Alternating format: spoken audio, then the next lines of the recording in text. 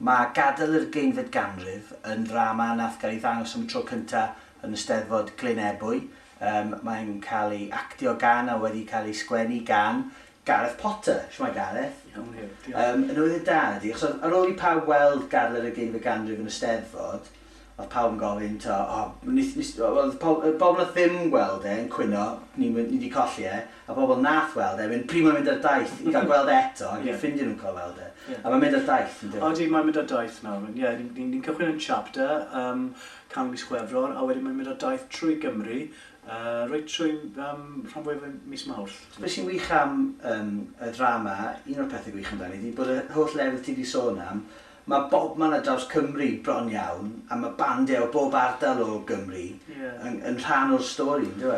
Ie, oedd yn, wel, dyna beth oedd mor ffantastig am fod yn rhan o'r beth, oedden ni yn band o pan o'n i'n 15 oed, oedd dim internet na dim byd, ond oedd pawb yn hala llythyrau at ei gilydd, a wneud fanzines, oedd pawb eisiau gwybod am ei gilydd, os o'n i'n hala cassettes i'n gilydd.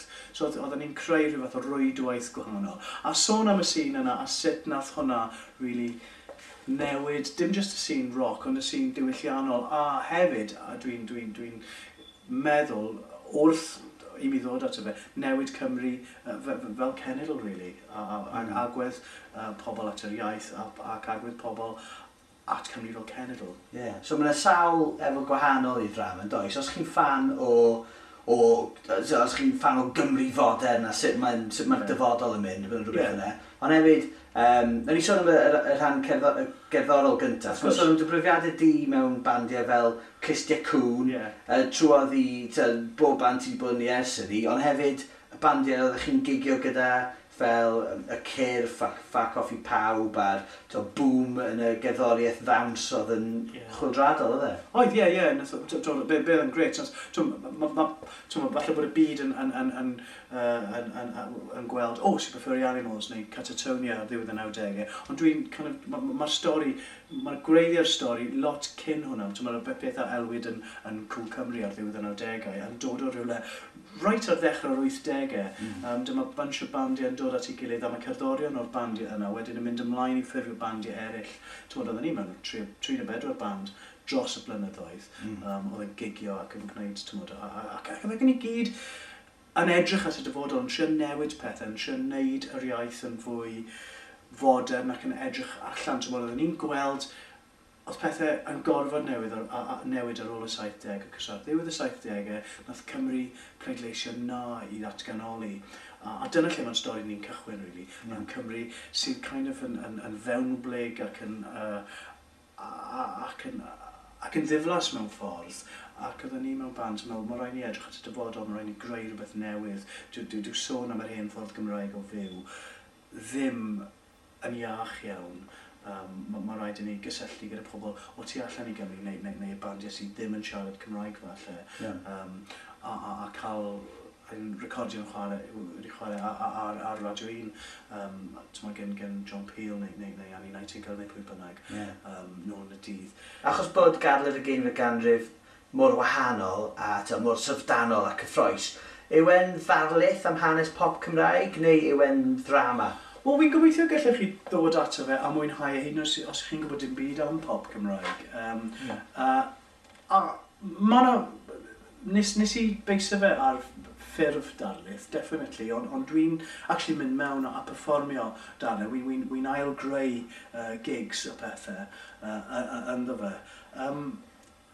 Y syniad wreiddiol oedd hi'n neud rhywbeth o ddarlith mewn ffordd, ond dyw e ddim yn ddarlith, mae'n fonolog gyda cymeriadau, gyda sefyllfaoedd sy'n cael ei actio mas. A nes i plotio fe fel drama. Un o'r pethau ni'n joio yn gwylio fe oedd chi'n sylweddoli gymaint o fel rhaglen dyledu weithiau ydy sy'n gerddoriaeth pan gyda chi gymaint o gymeriadau ti'n sôn am Mark yn y cyrff, ti'n sôn am David R. Edwards o datblygu a'r holl gymeriadau yma. Oedd e'n anodd pan ti'n sgwennu'r drama penderfynu pwy o ti'n mynd i sôn am a pa straeon. Oedd yn anodd cofio'r straeon yn y lle cyntaf? No, wel eisiau gwmpas yn siarad gyda...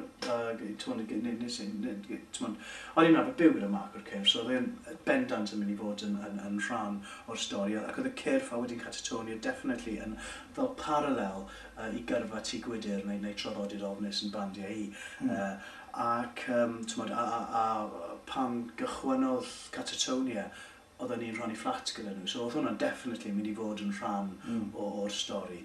Oedd rhywun fel Rhys Mwyn, rhywun really pwysig i'r sîn bop yng Nghymru, oherwydd mae'n dechrau recordio Anrhefn, sef un o'r label, wel, y label mwy o pwysig dwi'n meddwl. Oedd sain yn bwysig i'r 70, ond i pwysio pethau ymlaen, oedd Anrhefn yn achygol o bwysig, ac mae Rhys Mwyn fel cymeriad, oedd e definitely mynd i fod yn rhan o'r stori. David R. Edwards, o'n i'n arfer gwario lot fawr amser gyda David a Pat o datblygu, gwario weekends, a mas o gwario amser gyda Dave a Pat, dath y syniadau o fi a Esill Anwyl i ffurfio pop negatif wastad a wneud record electronaidd pop, ar ddiwedd yr 80au, oedden ni wedi dechrau clywed acid house y pethau. Mae'n gerddoriaeth, ti'n sôn am y gerddoriaeth, ti'n sôn am y bobl nath wneud y gerddoriaeth, mae'n lot o gerddoriaeth yn gadw'r Ugeinfed Ganrif hefyd, yn does? O, oes, ie, oes. Mae'n mynd o'r Sex Pistols i Acid House a nôl i Heather Jones. Heather Jones sy'n...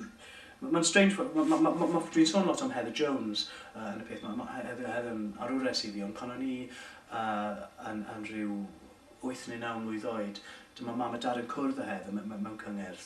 A maen nhw'n siarad amdani hi, a maen nhw'n sôn amdano fi, a dyma Heather yn sgrifennu ata i, sgwennu llythyr. A nes i ffeindio'r llythyr tra o'n i'n sgrifennu'r sioe. Mae'r llythyr yn rhan o'r sioe nawr.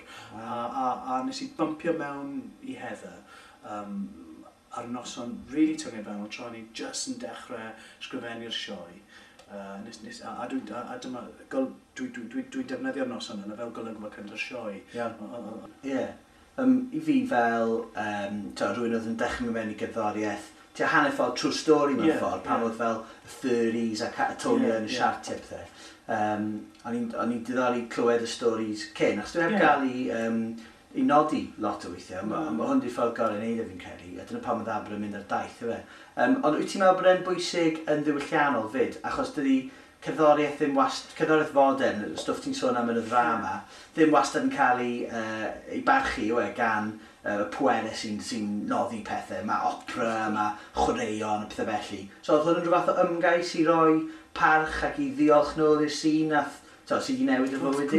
Llythyr caru yw'r sioe yma, at yng nghenedlaeth i, oedd yn rhywbeth really special i fod yn rhan ohono, pobl amazing.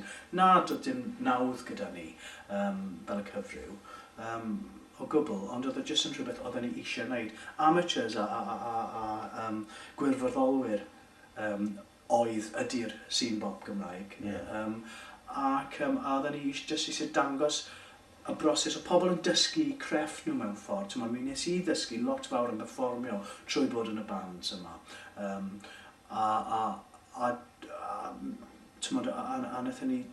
Dwi'n meddwl bod ni lawn mor bwysig ag unrhyw beth, os bwysicach, na cwmnïau theatr o'n i'n gweithio i, neu'r cwmnïau opera, neu beth bynnag, oherwydd oedd yna rhywbeth hollol, dim gyrfa oedd hwn i bobl, ond ffordd o just expresio eu bywydau a beth eu teimladau nhw, a maen nhw'n arwyr i gyd. Pobl fe David R. Edwards, mae'n anfarwol, mae'n anhygoel o fardd i'n cenedl ni. Llwybr lleithiog, o le mae hwnna'n dod, dwi ddim yn rhywbeth yw ti'n neud mwyn bod yn filiwnydd, mae'n rhywbeth wyt ti'n neud oherwydd bod ti'n caru fel bod rhaid i ti'n neud e. Hollol naturiol. Ie, a pobl fel Griff Rhys, genius. Ar sawl lefel i'r pobl mae'n credigol dwi erioed wedi cwrdd â. A mae'n greit bod dweud i stori nhw. Mark Roberts o Cyrff a Catatonia, un o'r rock musicians mwyaf amazing yn sicr o Gymru. Ti'n edrych ymlaen i fynd fe i'r theatre am Amgylch Cymru? Wrth gwrs bod fi. Ie. Ie, bydd yn briliant. Bydd yn gret. Bod pobl gallu dod a just clywed y stori. Amazing yma, amdan pobl amazing. Mae'n cael ei gweld trwy'n llygad i, so sy'n rhaid i fi actio yn y cyfri, just dweud yn stori i.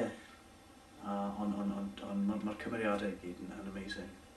Nes i wir fwynhau a llongychiadau yn y fe, Gareth Potter. A pob lwc gyda'r daith, mae'r dyddiadau ar y wefan yma, os chi eisiau mynd i weld e, mae'n rhaid chi mynd i weld e. Os dim rhaid chi mynd i weld e, fi'n aml chi mynd i weld e. Dyna pam fi'n cael y sgwrs yma, fe. Ond fi'n meddwl bod yn byth ffantastig, mae'n dda iawn ar llongychiadau yn y fe. Diolch yn fawr am y sgwrs, Gareth. Croeso diolch i ti, Hugh.